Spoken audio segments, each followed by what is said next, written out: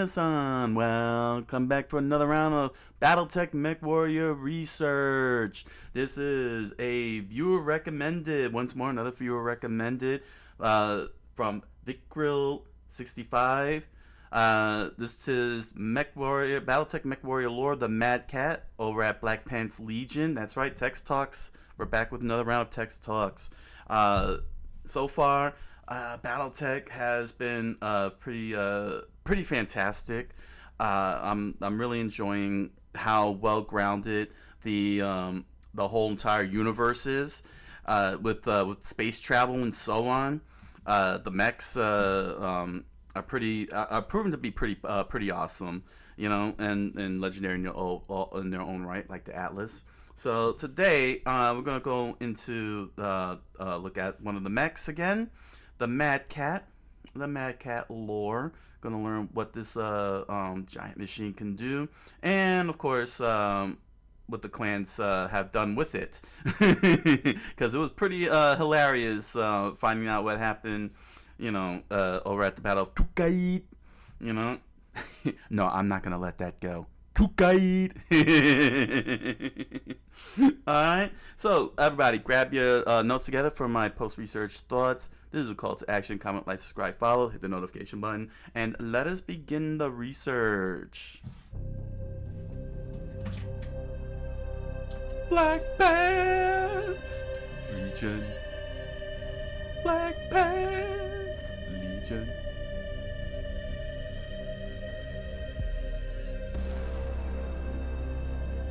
Tex Talk.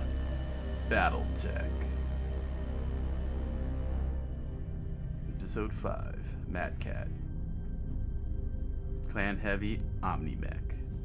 Yeah, I'm kind of out of order on this one, aren't I? Huh, interesting. I didn't realize there was an order. Howdy, folks. Tex here, and we're going to talk Battletech. That's right. The topic of this episode is the poster child of the franchise. Yes, that one. To some, it's I remember those CD-ROMs. And a superbly inviting target. To others, it's a brilliantly balanced modular weapon system capable of fulfilling any mission parameters and winning any engagement with a capable pilot. Some call it a Mad Cat. Some call it a Timberwolf.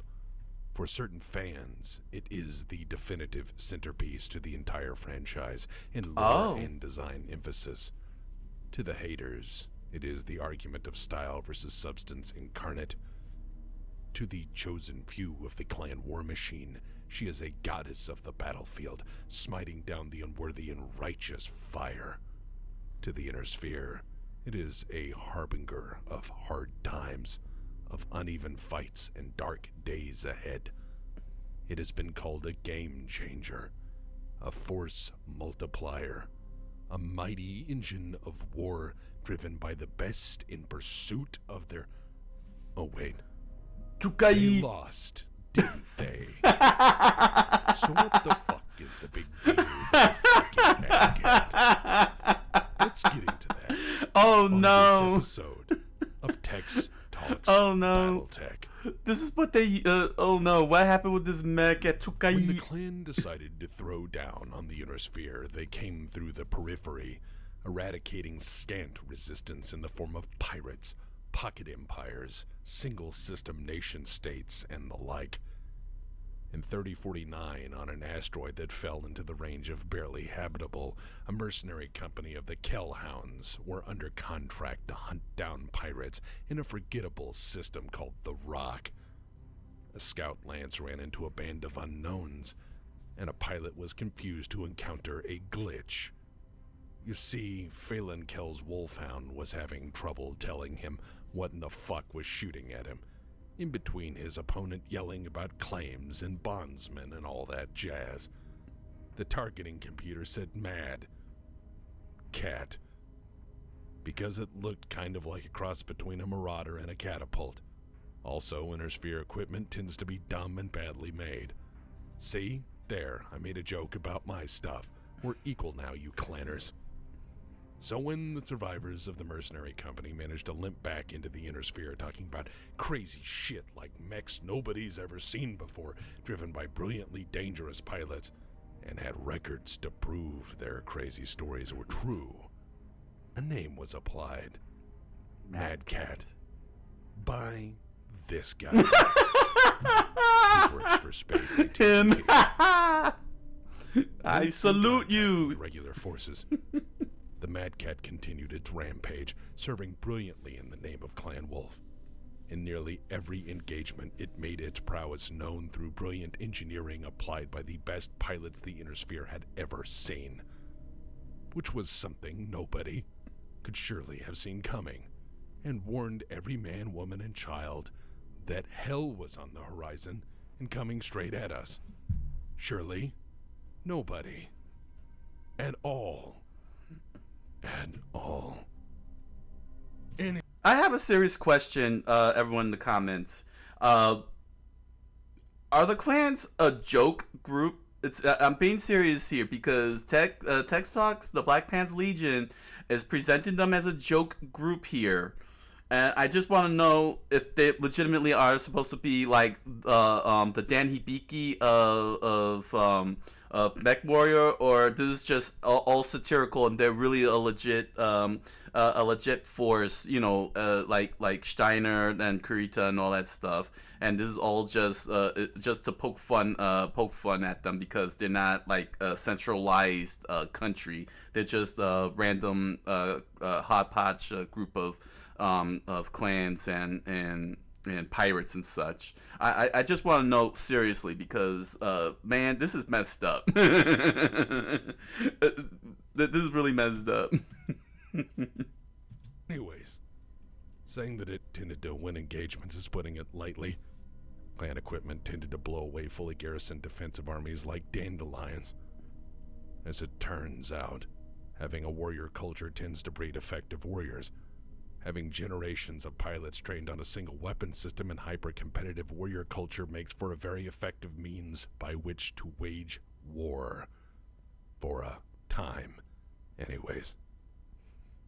In engagement after engagement, the Mad Cat could easily make short work of equivalent tonnage mechs and comfortably swing above its weight. It was not uncommon during this time to hear of a clan-heavy star engaging multiple seemingly equivalent lances before retreating with minor damage, leaving all the Inner Sphere equipment comparatively and completely humbled. Throughout the invasion, the Mad Cat fought on the front lines, clanners introducing their Inner Sphere adversaries to a whole new style of warfare, where their enemies had better stuff and used it to win, seemingly effortlessly. All in all, the Mad Cat is an exceptional weapon system within short, high-intensity conflicts, exactly the sort of war the clans excel at. However, that is not to say they haven't found appreciation in the Inner Sphere. While supremely expensive for a heavy mech at 24,233,124 C-bills, Dang! the amount of money that would buy any mercenary company 3 Black Knights, or 17 urban mechs, or an early comfortable retirement, the Mad Cat or Timberwolf has found its place in the hands of pilots rich enough to acquire them. They spent all that money for one mech when they could have gotten a whole battalion's worth? Why? Well, it's an Omni-Mech dummy. It can be anything. It's Legos with weapons. It's perfect for small-scale, high-intensity battles where having choice in how you fight is just as important as anything else. It's a mech gladiator's wet dream. It's a masterful weapon system, coveted by all who've seen it fight regardless of their allegiance.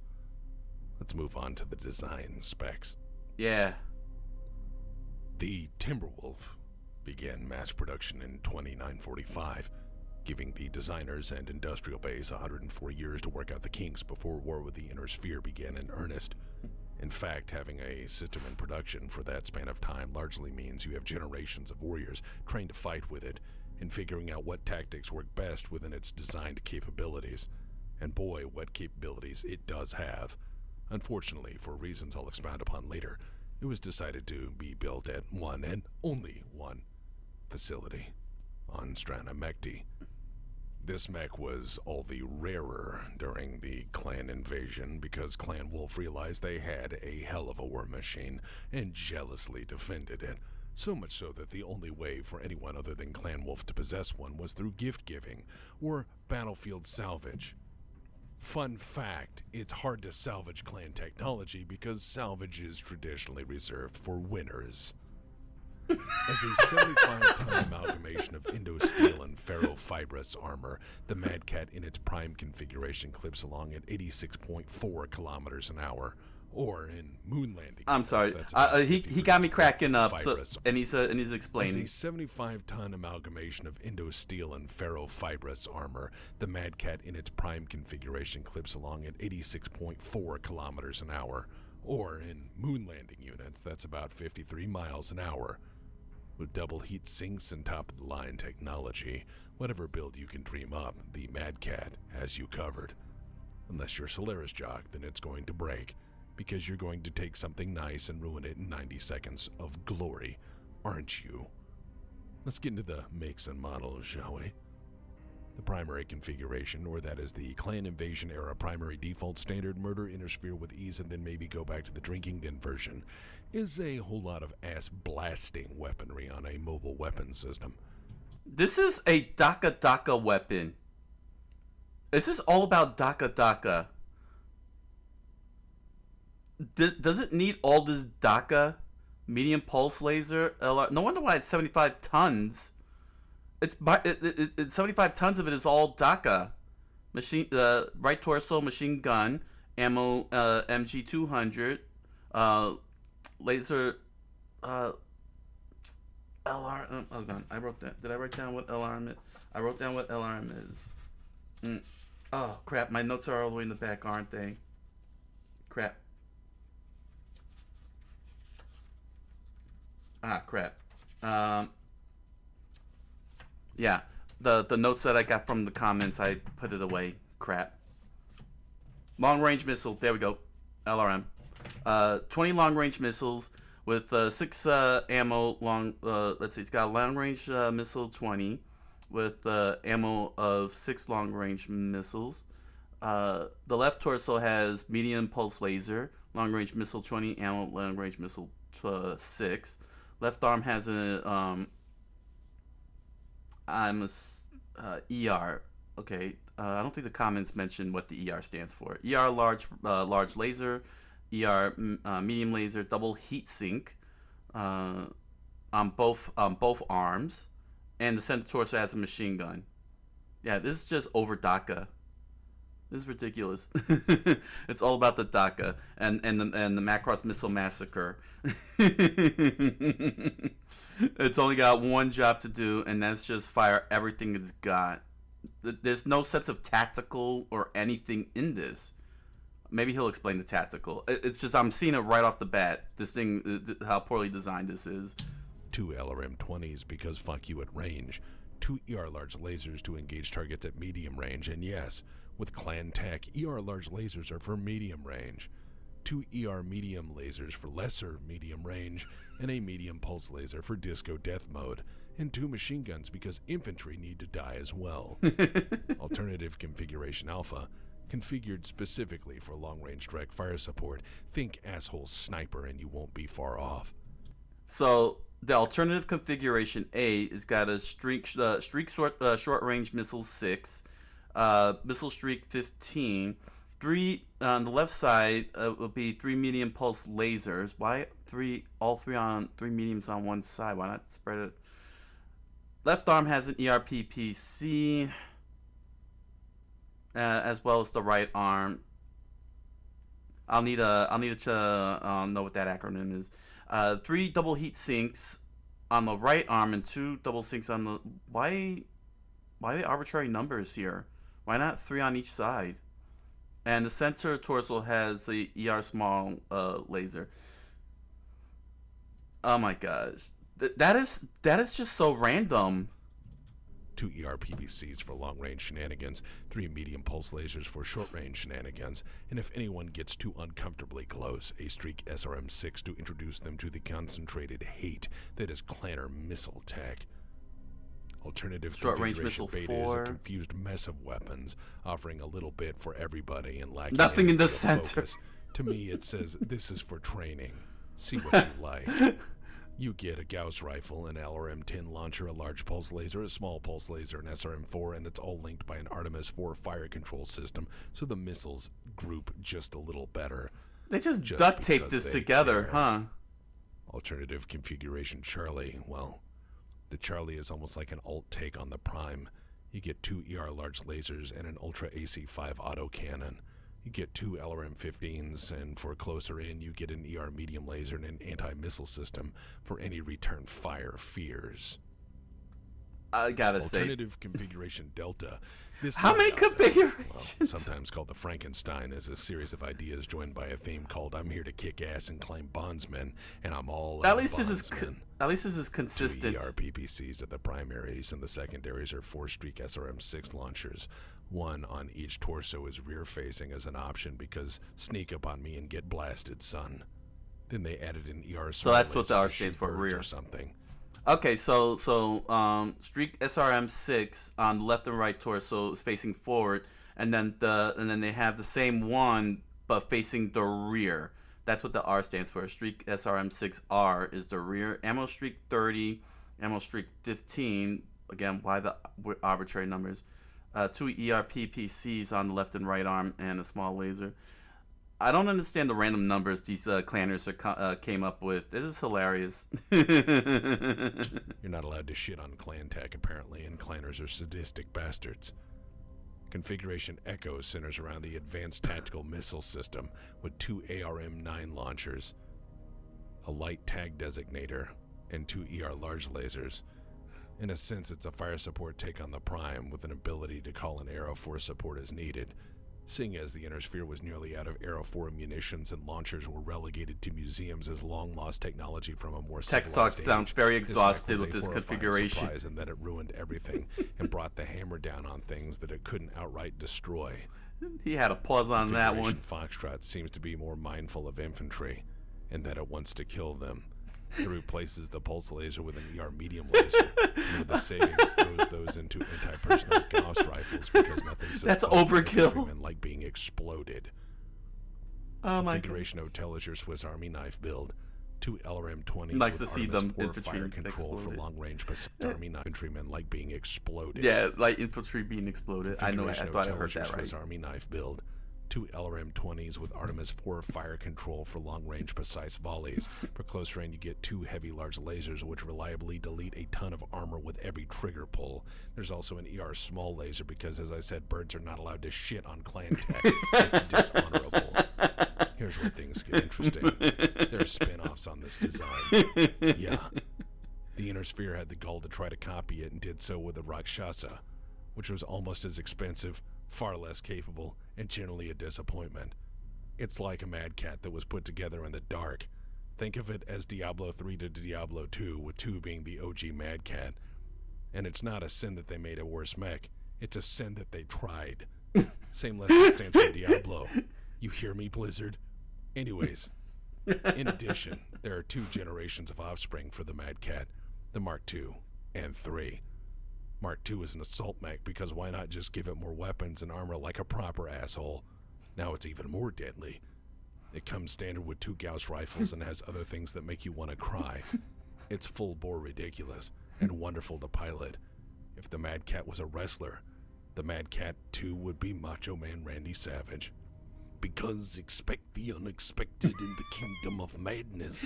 Oh yeah. The Mark III is a step in the opposite, and some would argue wrong direction. It's a medium mech with definitive design cues taken from the original Mad Cat. Insofar as medium mechs go, it's terrifying. It has 2 LRM-20s, because compromise is for losers. If this mech didn't have notable mighty warriors... The mighty warriors? It does not disappoint, with quite a few examples for the purposes of this discussion. The first notable is Pride, spelled P-R-Y-D-E, after the blood name. I'm referring, of course, to Star Colonel Aiden Pride, who piloted one with the Falcon Guards on Tues in 3052. From Fresno Plain to Robbins Crossing, Aiden's Timberwolf made hell for the Comm Guards. He fought until overrun by the Comm Guard 4th Army, taking down a company of war machines with minimal support. His build is remembered for having a quartet of jump jets, adding respectably to its already decent mobility. In addition, the bounty hunter drove one at various points throughout his, well, her, well, look, I can do a whole episode on this character. Just suffice to say he's the setting's Dread Pirate Roberts. The bounty hunter had two identified builds. The first with large pulse lasers and medium pulse lasers backed by an active probe, full ECM suite, and a targeting computer. The second was Jihad era, and was a Franken build with large pulse lasers, medium lasers, SRM-4s, streak SRM-4s, anti-personnel Gauss rifles, ER small lasers, targeting computers, coolant pods, and jump jets, plus ammo. Because why not? There's also the many infamous builds for Solaris jocks, but, well, they tend not to last that long. And any secrets they may hold are at the bottom of a smoking crater. And now, if I may, I'd like to offer an oh man, yells at Clay. Having built a solid foundation as an outspoken asshole and battle mech expert with strongly worded opinions, I would like to say the following is an unpopular opinion. Guys, hold on, I need to prepare myself for this because, oh my gosh, that is some random stuff put on the Mad Cat. All those weaponry and everything. And then the only Mighty Warriors is Aiden and the Bounty Hunter. The Bounty Hunter reminds me of the Wanderer in Magic the Gathering. No name. And just like how he couldn't tell if the Bounty Hunter is male or female, they can't tell if the Wanderer is male or female, even though she clearly has a female body. And has the title of Emperor rather than Empress. I don't get it. I don't get it, Magic. Anyway, that's an aside note there. I could really feel his. I could really see he has a hard-on hate on the clans. Oh man, Tex. Tex gets very frustrated with them. Oh wow. I don't know how it is that the clans are still holding on to any of that territory. I can tell you that much. We're gonna have to figure that one out someday. Some consider the Mad Cat or Timberwolf a game changer. That it is the stompiest of the stompies, the most DACA of the DACA, the best balanced weapon system there ever was in the setting. But let me state an unpopular opinion, at least a lore-friendly one. What if I say it isn't? What if I say it's a prime example as to why the clanners lost? Right now, somebody is mashing that downvote button, but hear me out. Let's open the history books of the 20th century. Hold on. Upvote.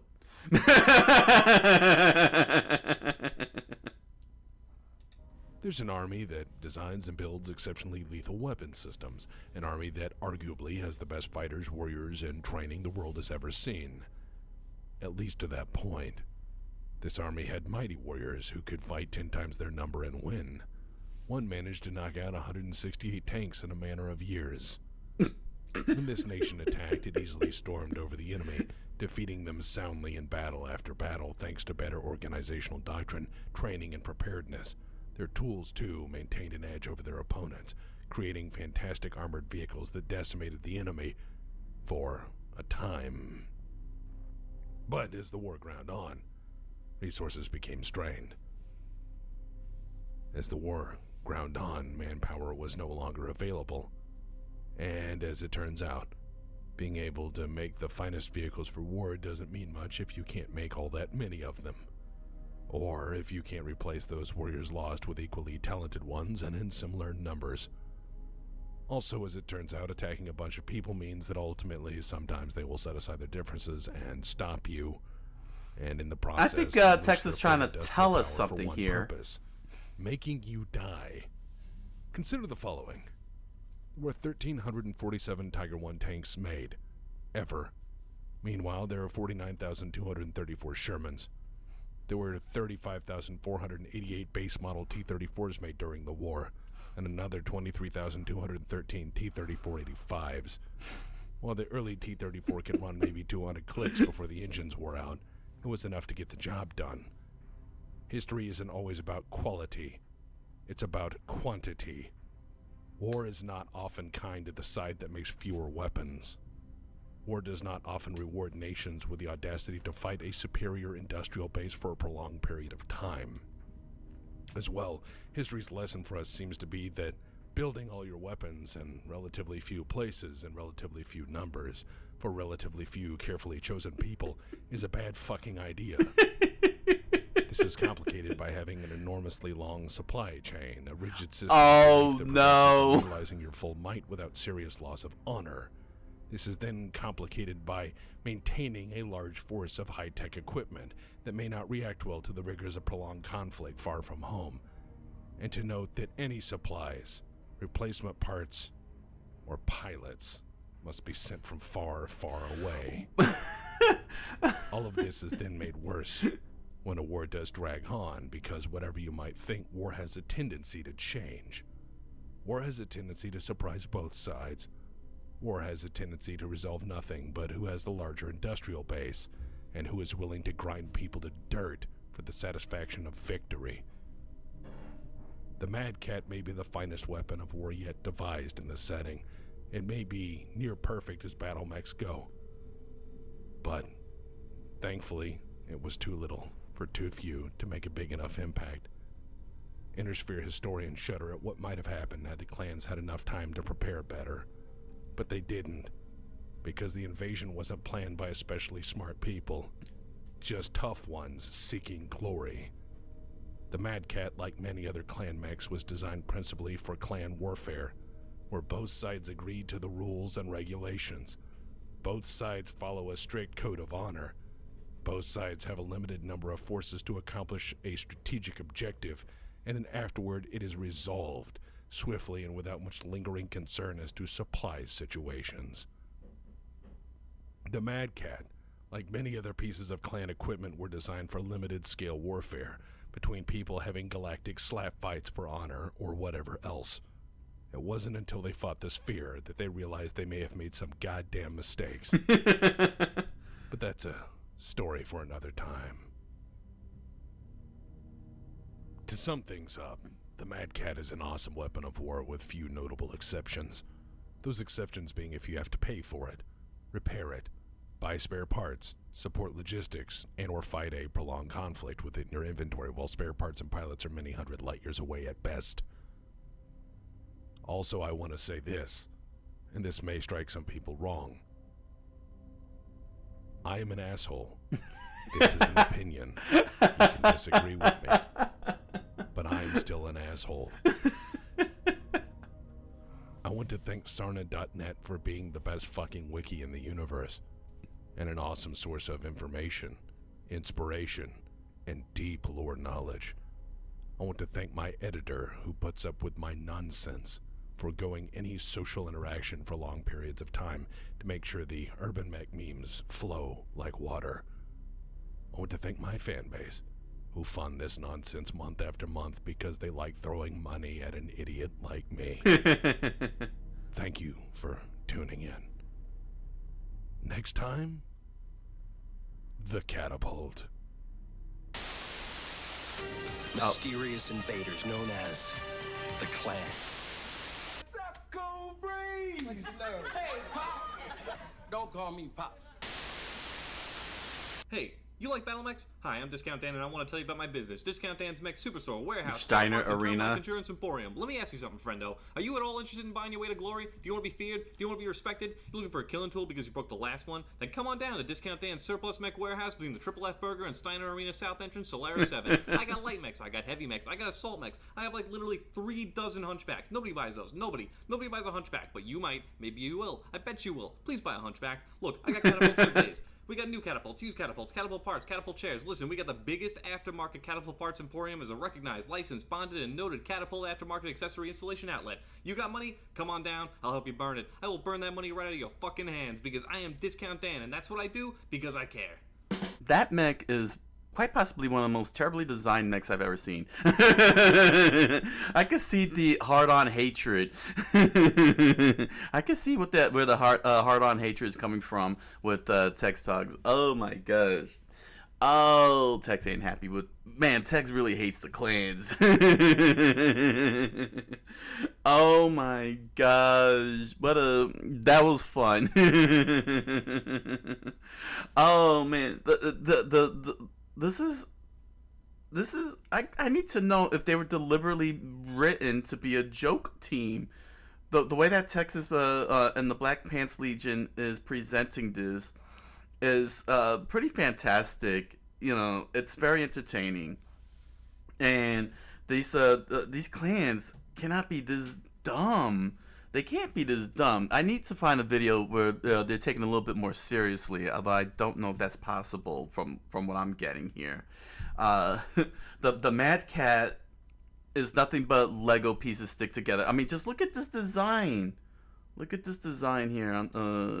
I mean, seriously, it's just 2 shipping containers on top of 3 shipping containers on top of legs here.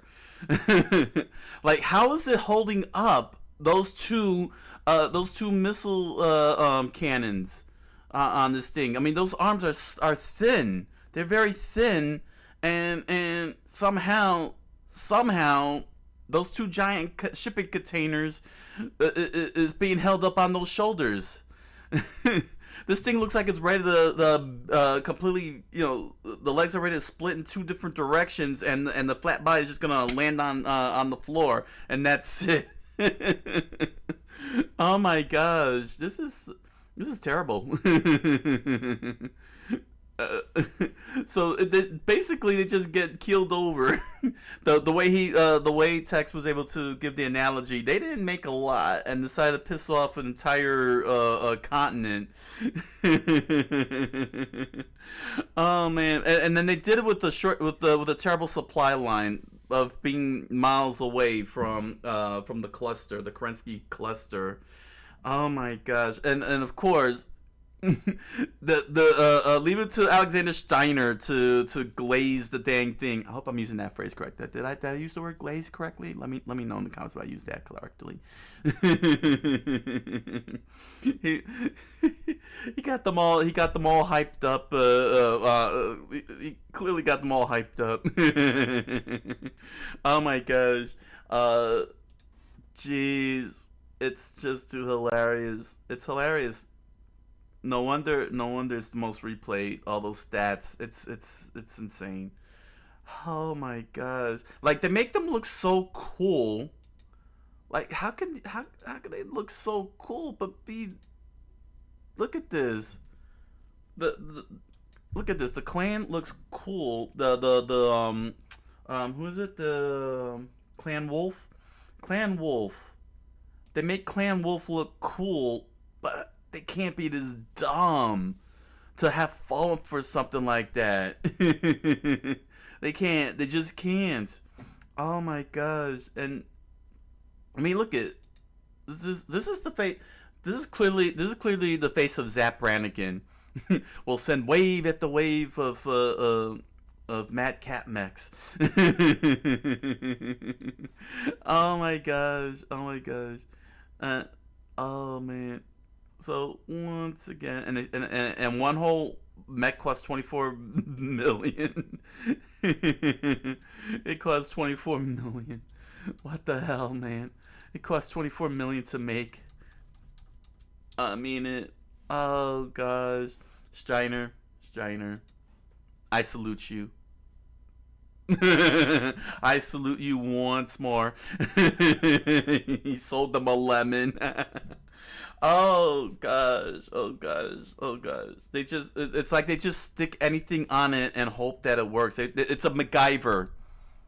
Clearly, from what I'm being told here by the Black Pants Legion, this is a MacGyver mech. You know, they just slap in anything with a duct tape, toothpick, and a roll of gum. You know, a stick of gum, and hope for the best. Oh, this was awesome. Be sure to go to Black Pants Legion. Links down in the description below. Very excellent video. Another excellent one. Tex Talks. Oh man. All right. So head on over to Amazon.com and BarnesandNoble.com and grab yourself a copy of The Impossible Man, a strange fantasy novel written by me. You'll find links to the description down below, to the books down below, along with links to other merch such as pins, stickers, t-shirt, music. Enjoy the products. Thank you for your patronage. And if you happen to have a copy of The Impossible Man and did a lore video on it, thank you very much. I look forward to hearing your analysis. And if you're interested, you could join me in my live multi-stream on Twitch and Kick every Monday through Thursday, 10 o'clock p.m. Eastern Standard Time, where I do lore research, Japanese culture studies, and gaming, plus more. I look forward to hanging out with you. So until the next round of Mechwarrior Battletech research, thank you all for joining me, and I wish you all a good night. Buenas noches, and oyuseminasai.